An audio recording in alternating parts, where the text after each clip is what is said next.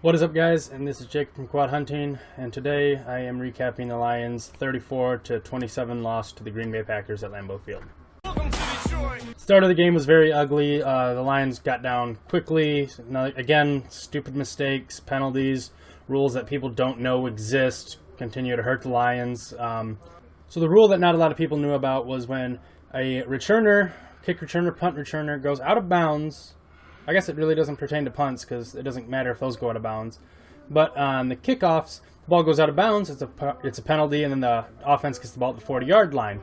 Well, what happened was Prater put the ball, or it was Martin, I can't remember which one kicked it, but the ball landed like on the 2-yard line, close to the corner of the end zone, or close to the out of bounds, and the Packers player, the returner, was already out of bounds, fell over with his feet still out of bounds, and touched the ball. Meaning the Packers, since the ball then was out of bounds, and the Packers got the ball over at the 40-yard line. After that play, the Lions then had to defend from their 40-yard line, from the Packers' 40-yard line, instead of being at the 25 had it been a touchback, or if the returner had decided, I guess he had to bring it out because it wasn't in the end zone. So it would have flipped field position really quick on the Lions, and that really hurt. In the very next drive for the Packers, Rodgers threw for a receiver, and pass interference happened at like the 10-yard line. The Packers were able to get it into the end zone fairly quickly after that. So the Packers were up quick. It was like 21-3. Ended up being, I think they were up 31-3 at one point, and then the Lions scored on a 73-yard pass to Marvin Jones, who was able to score. Then it was 31-10 going into half. The Lions got the ball back at half, quickly made it 31-17, and then the Packers got a field goal. Lions defense started to look like it was actually shaping up, not looking as bad as it had in the beginning of the game. Offense was playing great. It's the Lions. They always play 2 quarters great. It's usually like the first and the fourth, then they play the middle off. But this week, it was the first and the second quarter. They played the whole first half pretty much just kind of on their hands. And then they came out strong in the second half and ended up getting the game to be actually more of a game, not a blowout, like it was looking like it was going to be. So yeah, they lost after not being able to stop the Packers' defense or offense. Jim Caldwell still does not know how to use his timeouts properly. They were just poorly placed, not used really great. He could have easily had them used in a better position. So it was a loss. There were some good things not good things about the loss, but good things that I noticed throughout the whole game. Stafford's still playing pretty great. He has an interception in the box score, but it really wasn't an interception. It was the ball got ripped out of Eric Ebron's hands. Almost should have been like a strip fumble, but it was interception. But he still finished with 3 touchdowns, just shy of 400 yards. He played really good, looked great, was making good throws. A couple balls were thrown, looked like they should have been intercepted. They should have been picked. The defenders had their hands on them but dropped them. But you'll get those with Stafford. It's like you got those with Favre, and you get those with every quarterback in the NFL. Rodgers, though, looked more like the elite quarterback he is. Kind of. First half, he played great. He was lighting it up. He looked like he was going to have a career game. Then he got into the next half, slowed down, of course, up 31-10. You're not going to come out firing again. But ended up just not looking like their offense just kind of stalled. He only finished 205 yards, but still had the 4 touchdowns that really hurt. The defense still couldn't stop the run. Eddie Lacy just destroyed us. Rodgers had a couple big runs that ended up like converting third downs, especially in that last drive when we needed a stop. Rodgers was able to get out and get the run, get the first down. For the Lions run game, Theo Riddick did not look great. He had two runs, I think, that got plus yardage. Otherwise, for a while there, he was 5 carries for negative 10 yards. It was not looking good for him. Dwayne Washington was the hot hand. He only finished with 38 yards, though. He started to slow down there a little bit. But as of right now, it looks like Dwayne Washington's more of the runner in the running back tandem with Riddick, and Riddick's still the catcher, or the pass catcher.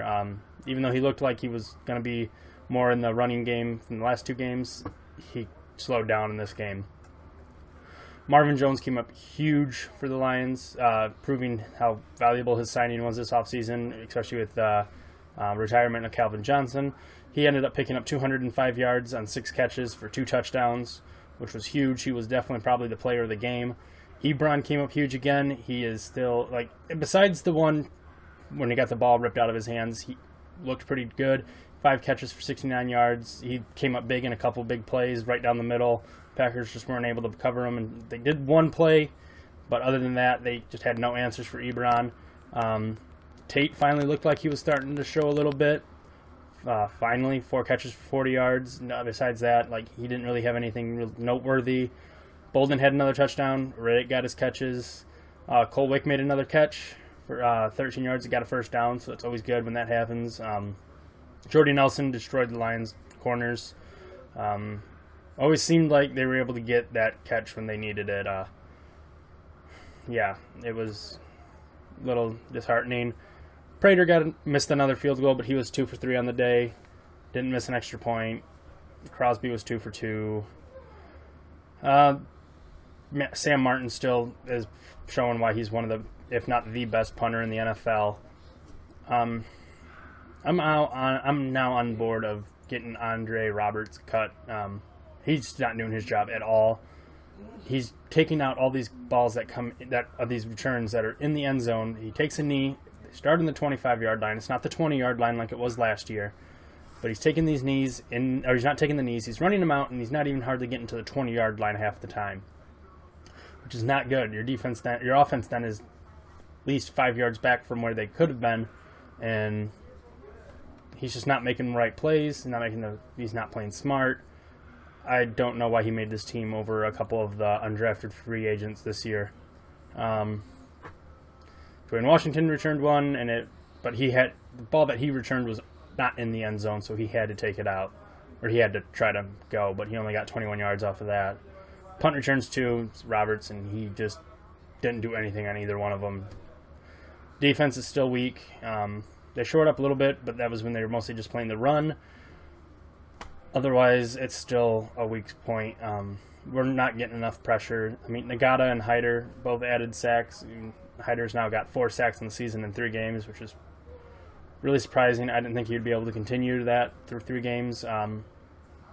He's looking good, and hopefully it's the norm and not a fluke. But otherwise, our defense is just too weak. They need a lot of help. Injuries don't help, but they should be able to get more than what they're getting. A good thing about the game, penalties were down. We only had 4 penalties this week, but the one big one was that pass interference, which got the Packers into within 10 yards of the end zone. So they played better there. They had the 1 takeaway, no fumbles, everything looked good there. Third down efficiency wasn't terrible, 8 for 14. I mean, it's not bad, 57%. But something's got to change. They need to play 4 quarters of football, and Lions fans have been saying that for years. They need to come out and play all 4 quarters. They've only come out and played 2 so far, or they've been playing 2 every game this season, and that needs to change. We can't be getting these big leads and blowing them, or surrendering a huge lead and trying to build our way back. You can't do that. That's not a recipe for winning football games. But Lions lost, like I said, 34-27. Next week we go to Chicago to play the Bears, which hopefully will be a game where we can put it all together, actually play 4 quarters of football. The Bears have been pretty weak. It sounds like Cutler's not going to be playing quarterback with his thumb injury, so we'll be playing up against Brian Hoyer. Who is the Bears quarterback this year?